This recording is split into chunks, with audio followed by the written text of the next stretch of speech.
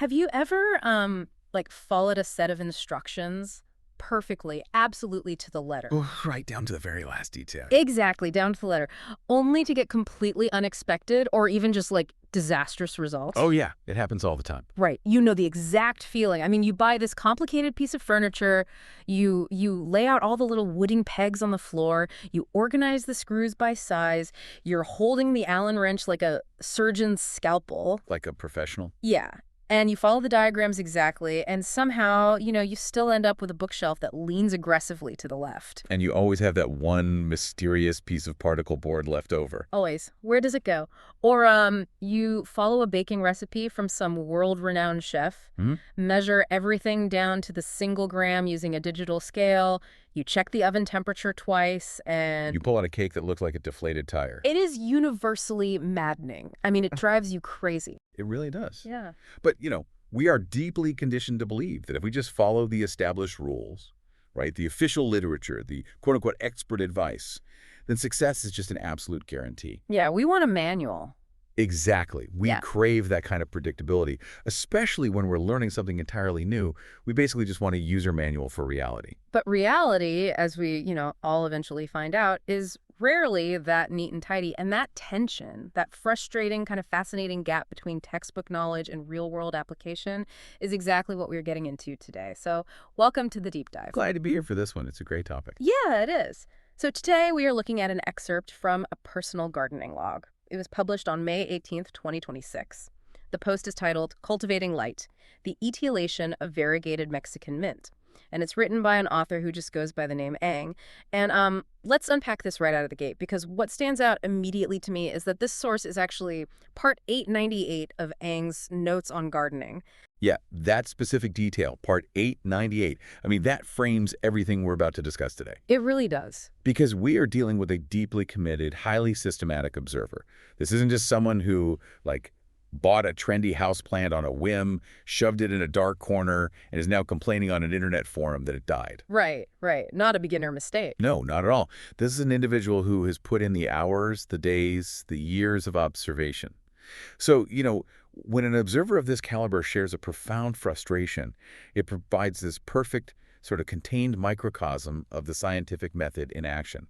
And it's happening right there in their backyard. Yeah, so our mission today is to use Ang's hands-on struggle with one very specific, very stubborn plant as our guide.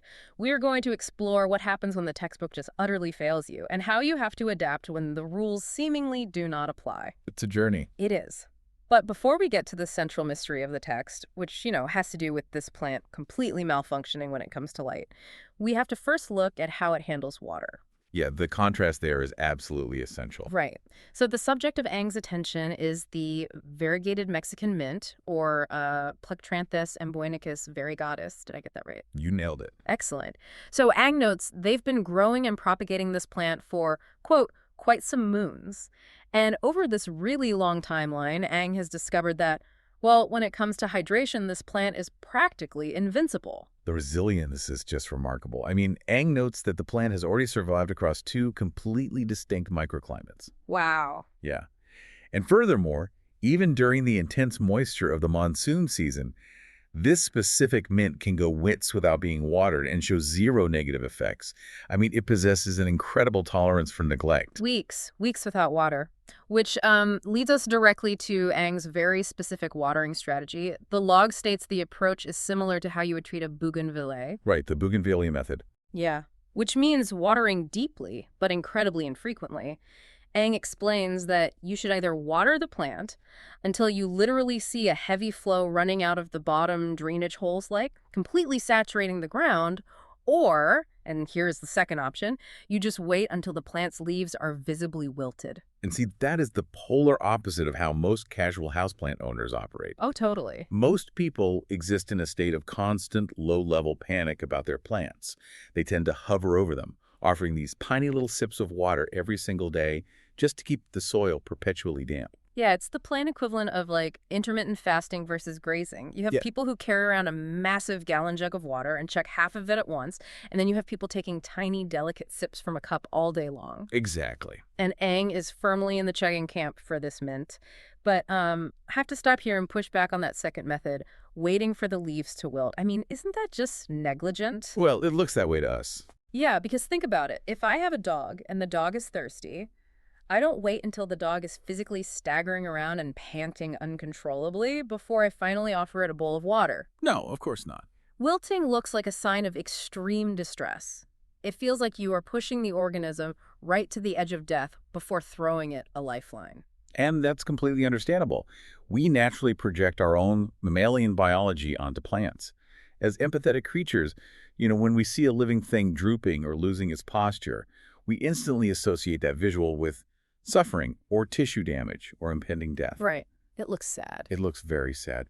But the biology of a wilting leaf, especially in a drought-tolerant plant like the variegated Mexican mint, tells a completely different story.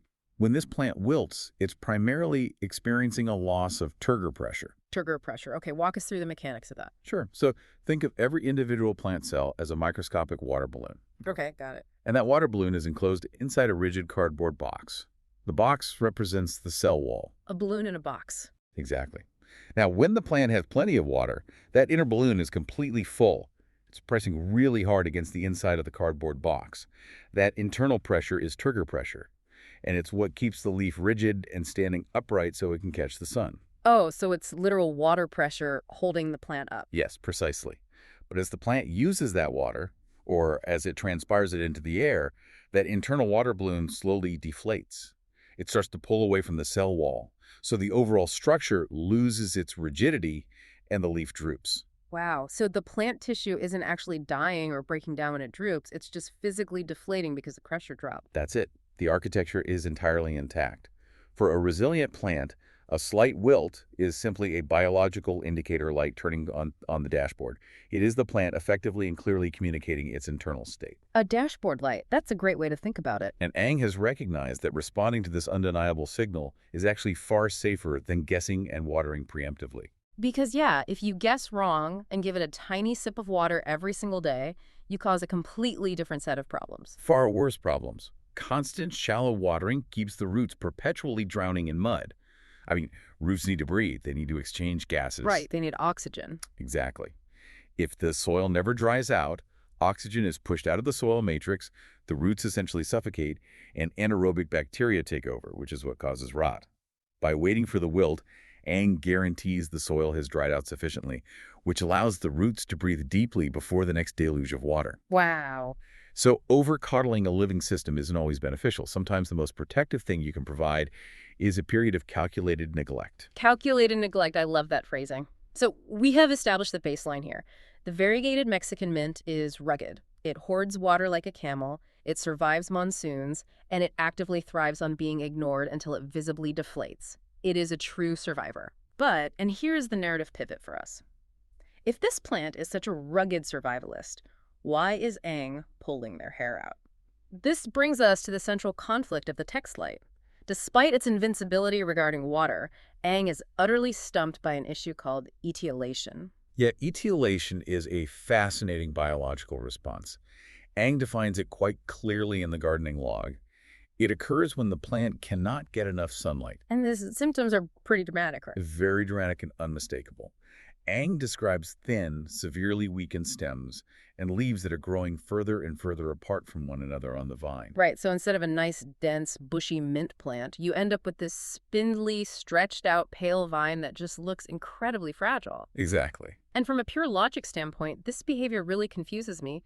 If the plant have all those water reserves we just talked about, but it knows it isn't getting enough light, which, is its ultimate food source, Right. Why on earth does it spend its precious dwindling energy stretching out? That seems counterintuitive. Yeah, it really does. Yeah. Because building new stem tissue requires calories, it requires energy. Why not just hunker down, stop growing, conserve energy, and wait out the dark period? I mean, that seems like the smart survival strategy. It would be if they were animals. Yeah.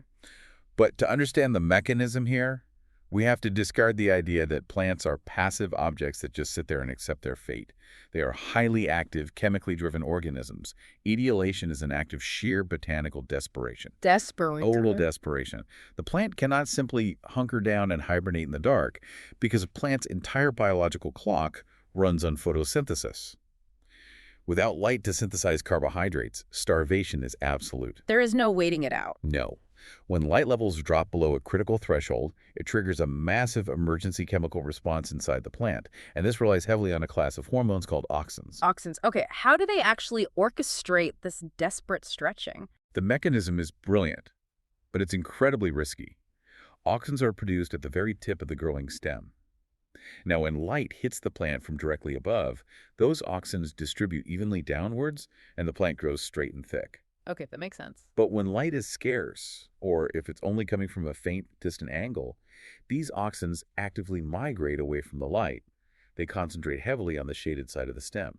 Wait, really? They move to the dark side? Yes, they go straight to the dark side. And where auxins concentrate, they do something highly specific. They increase the acidity in the cell walls on that shaded side, which causes the rigid cellulose fibers to loosen up. Oh, wow. Yeah, and once those walls are loose, water rushes into those specific cells, expanding them dramatically. Because the cells on the dark side of the stem are suddenly elongating much faster than the cells on the bright side, it physically bows the stem. It forces the plant to bend and stretch rapidly toward the light source. That is an incredible visual. The shaded side of the plant is physically engorging itself to shove the growing tip toward the sun. I mean, it's not just growing, it's sprinting. It is sprinting blind. Yeah. And to achieve this rapid elongation, the plant gambles absolutely everything. It abandons all maintenance of its current form. It stops investing energy into structural thickness, which is why you get those weak, floppy stems Aang described. Right. It stops investing in lush foliage, which is why the leaves are spaced so widely apart. It is sacrificing its own body to push that growing tip just 1 inch closer to the light, hoping to break through whatever canopy or shadow is suffocating it. I totally see why you call it desperation. It's like a drowning person kicking toward the surface of the water. That's a perfect analogy. Yeah, they abandon all proper swimming technique. They just flail. They burn all their remaining oxygen in one frantic burst of energy just to break the surface and take a breath. So those spindly stems aren't just ugly growth. They are the physical manifestation of a plant panicking. Exactly. And as a cultivator, when you observe etiolation, you are witnessing an organism in a state of critical emergency. Which makes perfect sense. Etiolation equals a severe lack of light. Therefore, the obvious, logical textbook solution is incredibly straightforward, right? Give the plant more light, put it in the sun. If it's drowning, pull it out of the water. Right. But Aang's notes reveal that executing the quote-unquote obvious solution was a massive failure. And this failure is the crux of Aang's entire frustration here. The gardening log states very clearly, from what I've read, the plant is said to thrive under full sunlight. That is the established literature, the encyclopedia entry, the rule. The golden rule. But then Aang writes, my evaluation of putting it under full sunlight didn't fare well, which I'm still puzzled by. I mean, you can practically feel the deep annoyance radiating off that sentence. Oh, absolutely. You read the manual, you execute the instructions flawlessly, and the organism completely rejects it. Why do we put so much blind faith in the textbook in the first place? When we encounter a problem, our first instinct is rarely to observe. Our first instinct is to just Google the rule. Well, because the world is overwhelmingly complex. Relying on an external authority, like a textbook or a set of established rules, outsources the cognitive load. It's easier. Much easier. We want an algorithm. If I do X, Y will happen. Yeah. But biological systems, whether it's a mint plant in a garden or a human being navigating a career, they actively resist simplistic algorithms. So true. So Aang realizes the algorithm is broken. The task book is useless here. Instead of giving up, Aang pivots and initiates a new experiment. The wilderness test. Yes. Aang decides to stop coddling the mint, stop trying to find the perfect curated windowsill, and places the plant out in the quote-unquote wild. And the results of this wild experiment are fascinating, but they also present a massive new problem. Right, so the log notes that placing the plant in the wild seems to resolve the etiolation. The desperate, frantic, auxin-driven stretching finally ceased. Oh, good. Yeah, the plant finally found an ambient light environment that satisfied its emergency protocols. But Aang immediately follows that victory with a sobering observation, writing, but the plant simply won't grow much. So the stretching stopped, but the progress also stalled out completely. It's stuck in neutral. Exactly. Which leaves Aang at a total crossroads, stating in the final sentence of the post, let's see how this goes once I resume my next round of propagation again, and under different microclimates. And that specific word, microclimates, that is the key that unlocks why the textbook failed Aang in the first place. Let's break that down. I mean, why did the textbook instruction of full sun lead Aang so far astray? Because full sun in botanical literature is an abstract, generalized concept. It is a statistical average compiled from observations across various regions. But a plant does not live in a statistical average. A plant lives in a hyperspecific, localized reality. A microclimate is the unique set of atmospheric conditions in a highly localized area, sometimes as small as a single square meter. Give me a tangible example of how full sun changes based on a microclimate. Okay, imagine full sun in a humid coastal region. The air is thick with moisture, right? And that softens the harshness of the rays. Now imagine full sun in a high-altitude arid desert. The light is aggressive, and the dry air strips moisture from the leaves instantly, Totally different experiences. completely. And even within Aang's own yard, full sun, pressed up against a white brick wall that reflects radiant heat like a pizza oven, is fundamentally different from full sun out in the middle of a grassy lawn with a cool cross breeze. Ah, I see. So the textbook assumes a vacuum. It assumes light is the only variable that matters. It ignores the radiant heat, the wind flow, the humidity, the exact soil temperature. Exactly. Aang realizes that the specific combination of variables in their initial full sun test location was likely too hostile. The light might have been adequate, sure, but the ambient heat or the wind might have been punishing the plant in a totally new way, causing it to suffer even if it wasn't etiolating anymore. Which perfectly explains Aang's relentless commitment to the scientific method here. Yeah. Propagate, test in a new microclimate, observe the failure, adjust the variables, and test again. Yes. You cannot simply impose a generalized rule onto a living system without observing how that specific localized system reacts. Aang is hunting for the precise intersection of light, heat, and air that this specific genetic lineage actually demand. And that is the hard, patient work of actual cultivation, as opposed to simply following a recipe. Right. So what does this all mean for you, the listener? Because we have gone on an incredible journey alongside Aang and this impossibly stubborn mint plant.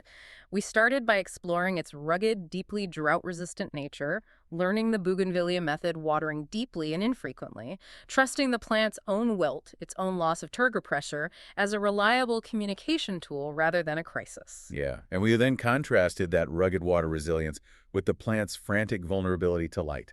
We broke down the mechanics of etiolation, seeing how auxins drive a plant to sacrifice its own structural integrity, essentially cannibalizing its own form to sprint blindly toward a light source. Yeah, the drowning analogy. And finally, we witnessed the showdown between the textbook and reality. The literature prescribed full sun. Reality completely rejected it. The wild experiment cured the panic but stunted the growth, forcing Aang into an endless quest across different microclimates. It is a profound demonstration of the limits of theoretical, generalized knowledge when applied to a specific living entity. And that is the ultimate takeaway for you today. Because Aang's gardening puzzle maps so perfectly onto almost all forms of human learning and personal growth. Think about your own life for a second. How many times have you been handed a piece of unquestionable expert advice for your career or your relationships or your fitness? Oh, all the time. Right. The literature, the best-selling self-help book, the financial guru, the viral fitness influencer, they all prescribe a full sun solution. They tell you, wake up at 5 a.m., do this exact routine, follow this exact diet, and you will inevitably thrive. But when you actually attempt to graft that exact routine onto your life, it doesn't work. It feels disjointed, or it actively makes you miserable. Yeah. And the tragedy is, our natural instinct in that moment is self-blame. Oh, 100%. We assume the rule is flawless, so we must be fundamentally flawed. We think we are just doing full sun wrong. But Aang's meticulous notes teach us that maybe the problem isn't you. Maybe the expert's full sun prescription simply cannot survive in your specific microclimate. Your lifestyle, your trauma, your financial baseline, your exact set of daily variables, they create a totally unique environment. Exactly. Just like Aang, you have to be willing to reject the textbook when the physical evidence shows you it is failing. You must be willing to experiment, to tweak the variables, to test different microclimates in your own life until you find the exact conditions where you stop desperately stretching and actually start thriving. It requires immense patience. It requires discarding the comfort of dogma and trusting the hard data of your own direct, lived observations. Yes. Which brings me to a final, somewhat provocative thought I want to leave you with today, building on the climax of Aang's log. Let's look closely at that wild experiment again. Ang noted that taking this struggling, panicked plant out of its carefully curated environment and just throwing it into the wild completely cured its etiolation. The harshness of the wild forced it to toughen up. It stopped its desperate sprint. But, as Ang noted, it also completely refused to grow much further. It just stalled. Right. It achieved stability, but it lost the capacity for progress. The energy required just to exist in the wild consumed everything it had. And that sparks a massive question about the concept of cultivation versus the wild. Does providing a perfectly curated artificial environment like a perfectly watered pot on a climate-controlled windowsill or a perfectly regimented, sheltered life for a person, does that curation actually create profound fragility? That's a great question. Does it ensure that the organism will overreact and panic the second a single variable, like a little bit of shade, enters the picture? It's the paradox of cultivation. In our attempt to remove all friction and maximize growth, we might inadvertently strip the organism of its inherent adaptability and resilience. Yeah. But on the other side of the coin, the wild, the unfiltered, unmanaged reality clearly makes things tougher. It cures the fragility instantly. But in Ang's case, the wild also kept the plant permanently stunted. It was so busy just fighting to survive the harshness of the wild that it had zero surplus energy left to actually grow and flourish. Exactly. So I want you to mull that over today. Look at the systems in your life, whether it's a team you manage at work, a creative project you are developing, or even how you are raising a child. What stops growing when we remove it from a carefully cultivated greenhouse and throw it out into the harshness of the wild? Where exactly is that perfect microclimate, the precise balancing point between curated fragility and stunted wilderness? Finding that elusive balance isn't something you can just look up in an index. It is the true, ongoing art of cultivation. It really is. Sometimes following the instructions perfectly is just the prelude to the real experiment. We will see you on the next deep dive.